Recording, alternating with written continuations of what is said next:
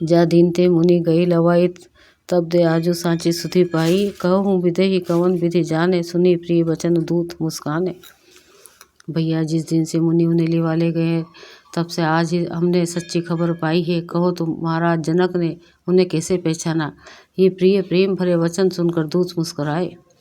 दोहा सुनहु महीपति मुकुटमणि, तुम सब धन्य ना को, रामु लखनु जिन्ने के तनय विश्व विभूषण दो। दूतों ने कहा, हे राजाओं के मुकुटमणि सुनिए, आपके समान धन्य और कोई नहीं है, जिनके राम लक्ष्मण जैसे पुत्र है, जो दोनों विश्व के विभूषण है।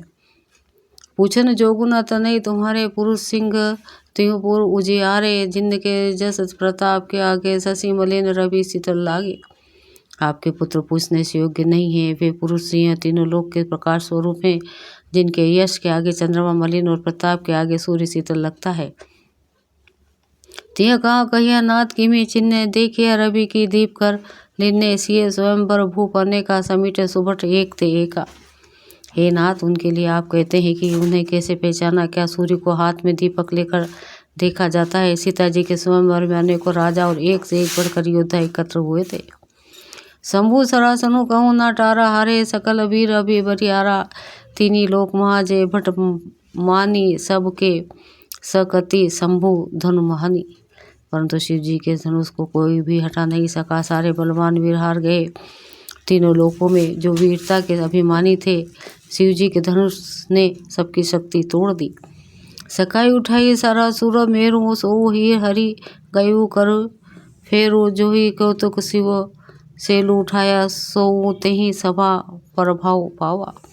बाणासुर जो सुमेरु को भी उठा सकता था, वह भी हृदय में हार कर परिक्रमा करके चला गया, और जिसने खेल से ही कैलाश को उठा लिया था, वो रावण भी उस सभा में पराजय को प्राप्त हुआ। दोहा तहाँ राम रघुवंश मणि, सुनिया महा महिपाल, भजे ऊंचा प्रयास बिनु झिमी, गज पंकज नाल। हे महाराज सुनिए, वहाँ जहाँ ऐसे ऐसे योद्धा हार मान गए, रघुवंशी मणि श्री रामचंद्र जी ने बिना ही प्रयास शिव जी के धनुष को वैसे ही तोड़ डाला, जैसे हाथी कमल की डंडी को तोड़ डालता है। सुनी सरोज भृगु नायकु आए, बहुत भांति तिन्न आँखी दिखाए, देख राम बलु निज धनु दिन्ना, करी बहु विनय गवनु बन किन्ना। धनुष टूटने की बात सुनकर परशुराम जी क्रोध भर आए और उन्होंने बहुत प्रकार से आंखें दिखलाई। अंत में उन्होंने श्री रामचंद्र जी का बल देखकर उन्हें अपना धनुष दे दिया और बहुत प्रकार से विनती करके वन को गमन किया। राजन राम अतुल बल जैसे तेज, निधान लखनु पुनि तैसे, कंप ही भूप बिलोकत जाके, जिमी गज हरि किशोर के ताके। हे राजन, जैसे रामचंद्र जी अतुल्य बल हैं, वैसे ही तेज निधान फिर लक्ष्मण जी भी हैं, जिनके देखने मात्र से राजा लोग ऐसे कांप उठते हैं, जैसे हाथी सिंह के बच्चे के ताकने से कांप उठते हैं। देव देखी तब बालक दो, अब न आखी तर आवत को, दूत बचन रचन प्रिय लागी, प्रेम प्रताप बिर रस पागी। हे देव, आपके दोनों बालकों को देखने के बाद अब आंखों के नीचे कोई आता ही नहीं, हमारी दृष्टि पर कोई चढ़ता ही नहीं। प्रेम प्रताप और वीर रस में पगी हुई दूतों की वचन रचना सबको बहुत प्रिय लगी।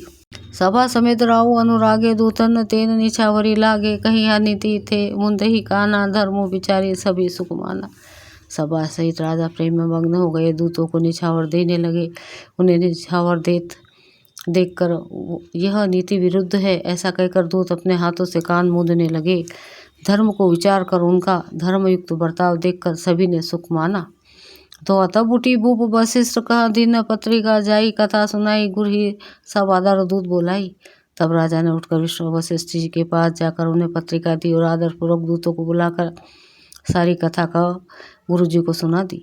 सुनी बोले, गुरु अति सुख पाई, पुण्य पुरुष कहा मही सुख छाई, जीमी सरिता सागर महु जाही, यद्यपि ताही कामना नाही। यह समाचार सुनकर रो रहते हैं तो सुख पाकर गुरु बोले, पुण्य आत्मा पुरुष के लिए पृथ्वी सुखों से छाई हुई है, जैसे नदियाँ समुद्र में जाती है, यद्यपि समुद्र को नदी की कामना नहीं होती। तीमी सुख संपत्ति भी नहीं बोलाए, धर्मशील पही जहीं सुभाए, तुम गुरु प्रिय धेनु सुर से भी, तसी पुनित कौशल्या देवी। वैसे ही सुख और संपत्ति बिना बुलाए स्वाभाविक धर्मात्मा पुरुष के पास जाती है। तुम जिससे गुरु ब्राह्मण गाय और देवता की सेवा करने वाले हो, वैसे ही पवित्र कौशल्या देवी भी है। सुकृति तुम समान मग माही भयो ना को कोहनु नाही तुम ते अधिक पुण्य बड़ काके राजन राम सरीस सुत जाके। तुम्हारा समान परम पुण्यात्मा जगत में कोई हुआ ना होगा, होने का है हे राजन तुमने, तुमसे अधिक पुण्य और किसका होगा जिसके राम सरी के पुत्र हैं। वीर विनीत धर्म व्रतधारी गुण सागर बर बालक चारी तुम कहूँ सर्वकाल कल्याण सजू बारात बजाई निशाना। और जिसके चारों बालक वीर विनम्र धर्म का व्रत धारण करने वाले और गुणों के सुंदर समुद्र हैं, तुम्हारे लिए सभी कालों में कल्याण है। अतएव डंका बजाकर बारात सजाओ।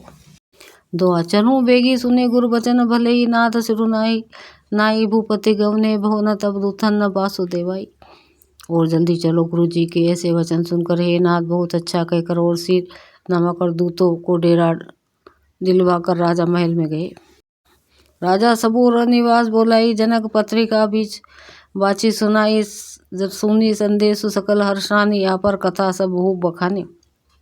राजा ने सारे रनिवास को बुलाकर जनक जी की पत्रिका बाँच कर सुनाई। समाचार सुनकर सब रानी हर्ष से भर गई। राजा ने फिर दूसरी सब बातों का जो दूतों ने मुख से सुनी थी वर्णन किया। प्रेम प्रफुल्लित राज ही रानी मनहु सिखनी सुनी बारी बानी मुदित आशीष देही गुरु नारी अति आनंद मगन महातारी।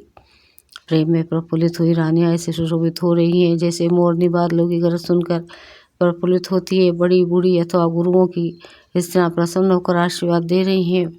माताएं अत्यंत आनंद में मगन है। लही परस्पर अति प्रिय पाती हृदय लगाए जुड़ा वही छाती, राम लखन के कीर्ति करनी बार ही बार भू पर बरनी। अत्यंत प्रिय पत्रिका को आपस में लेकर सब हृदय से लगाकर छाती शीतल करती हैं। राजा में श्रेष्ठ दशरथ जी ने श्री राम लक्ष्मण की कीर्ति और करने का बारंबार वर्णन किया। मुनि प्रसादु कही द्वार सिधाए रानीन तब मही देव बोलाए दीन दान आनंद समेता चले भी प्रियर आशीष देता। यह सब मुनि की कृपा है, ऐसा कहकर वे बाहर चले गए। तब रानी ने ब्राह्मणों को बुलाया और आनंद सहित उन्हें दान दिया। श्रेष्ठ ब्राह्मण आशीर्वाद देते हुए चले। 16 जाचक लिए हकारी दिन्ने निछावरी कोटि विधि चिरु जिह्वाओं सुतचारी चक्रवर्ती दशरथ के। फिर भिक्षुओं को बुलाकर करोड़ प्रकार के निछावर उनको दी। चक्रवर्ती महाराज दशरथ के चारों पुत्र चिरंजीवी हो। कहत चले पहिरे पट नाना हर्षे हने गहे निशाना समाचार सब लोगन न पाए लगे घर घर होन बधाए। और कहते हुए वे अनेक प्रकार के सुंदर वस्त्र पहनकर चले। आनंदित होकर नगाड़े वालों ने बड़े जोर से नगाड़ों पर चोट लगाई। सब लोगों ने जब ये समाचार पाया तब घर घर बधाई होने लगे। भुवनचारी 10 भरा उछाओ जनक सुता रघुबीर बिहाओ सुनी शुभ कथा लोग अनुरागे मग ग्रही गली संवारन लागे। 14 लोकों में उत्साह भर गया कि जानकी जी और रघुनाथ जी का ब्याह होगा। यह शुभ समाचार पाकर सब लोग प्रेम मग्न हो गए और रास्ते में घर और गलियां सजने लगी। यद्यपि अवध सदैव सुहावनी रामपुरी मंगलमय पावनी तदपि प्रति के प्रति सुहाई मंगल रचना रची बनाई। यद्यपि अयोध्या सदा सुहावनी है क्योंकि वह श्री राम जी की मंगलमय पवित्र पुरी है, तथापि प्रति पर प्रति होने से वह सुंदर मंगल रचना से सजाई गई। ध्वज पताक पट चामार चारु छावा परम विचित्र बजारू कनक कलश सोरन मणि जाला हरद दूब दधि अक्षत माला। ध्वजा पताका पर्दे और सुंदर चमरों से सारा बाजार बहुत ही अनूठा छाया हुआ है।